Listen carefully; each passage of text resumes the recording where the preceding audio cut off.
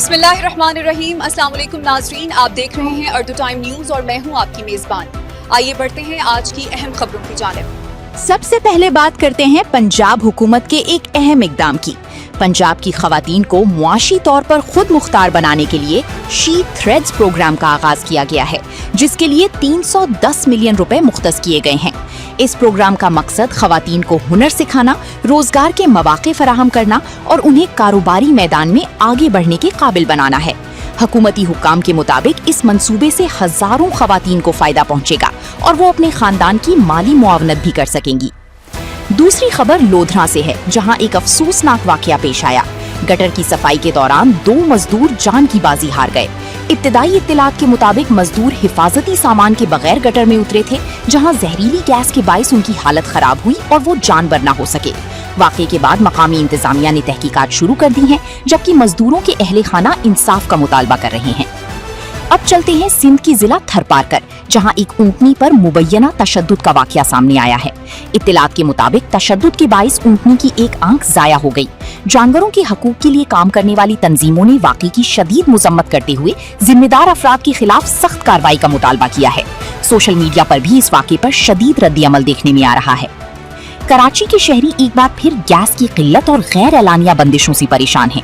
شہریوں کا کہنا ہے کہ گیس کی مقررہ شیڈیول پر عمل نہیں کیا جا رہا، جس کی وجہ سے گھریلو صارفین کو کھانے پکانے اور روزمرہ کے کاموں میں مشکلات کا سامنا ہے۔ متعلقہ اداروں سے عوام نے مطالبہ کیا ہے کہ صورتحال کو فوری طور پر بہتر بنایا جائے۔ ملک بھر میں گرمی کی شدید لہر برقرار ہے۔ محکمہ موسمیات کے مطابق کئی شہروں میں درجہ حرارت 45 ڈگری سینٹی گریڈ سے بھی تجاوز کر گیا ہے۔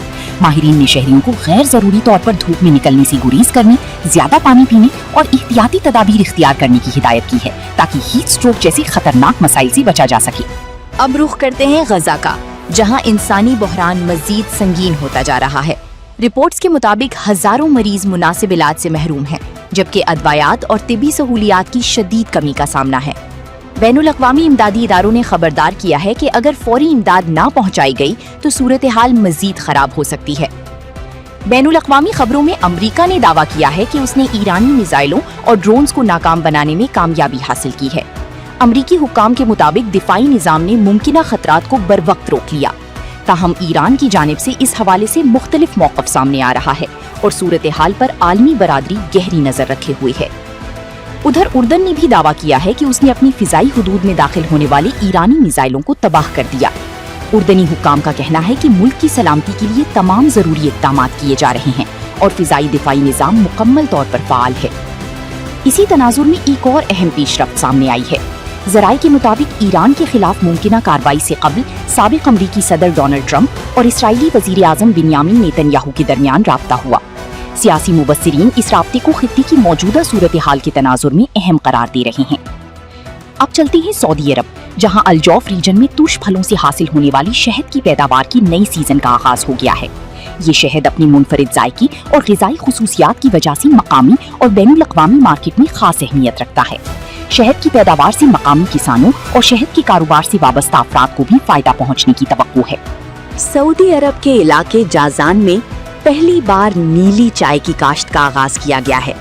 ماہرین کے مطابق نیلی چائے اینٹی آکسیڈنٹ سے بھرپور ہوتی ہے اور صحت کے لیے متعدد فوائد رکھتی ہے۔ اس منصوبے کا مقصد زرعی تنوع کو فروغ دینا اور نئی معاشی سرگرمیوں کو متعارف کروانا ہے۔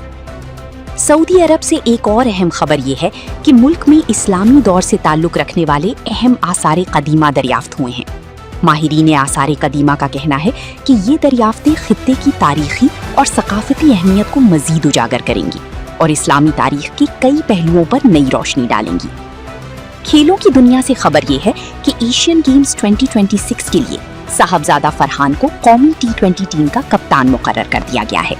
کرکٹ شائقین کو امید ہے کہ ان کی قیادت میں ٹیم بہترین کارکردگی کا مظاہرہ کرے گی اور بین الاقوامی سطح پر پاکستان کا نام روشن کرے گی۔ شوبز کی دنیا میں معروف میزبان ندا یاسر کا اپنی بیٹی کی مستقبل کے داماد کے انتخاب کے حوالے سے موقف سامنے آیا ہے۔ ایک انٹرویو میں انہوں نے کہا کہ وہ اپنی بیٹی کی خوشی اور پسند کو ترجیح دیں گی اور فیصلہ باہمی مشاورت سے کیا جائے گا۔ اور آخر میں شوبز سے ہی ایک خوشایند خبر، اداکارہ کرن تابیر کی سرجری کامیاب ہو گئی ہے اور انہوں نے اسپتال سے صحت یابی کا سفر شروع کر دیا ہے۔ मदाहों और शोबिस शख्सियात की जानिब से उनकी जल्द मुकम्मल सेहतयाबी के लिए नेक तमन्नाओं का इजहार किया जा रहा है।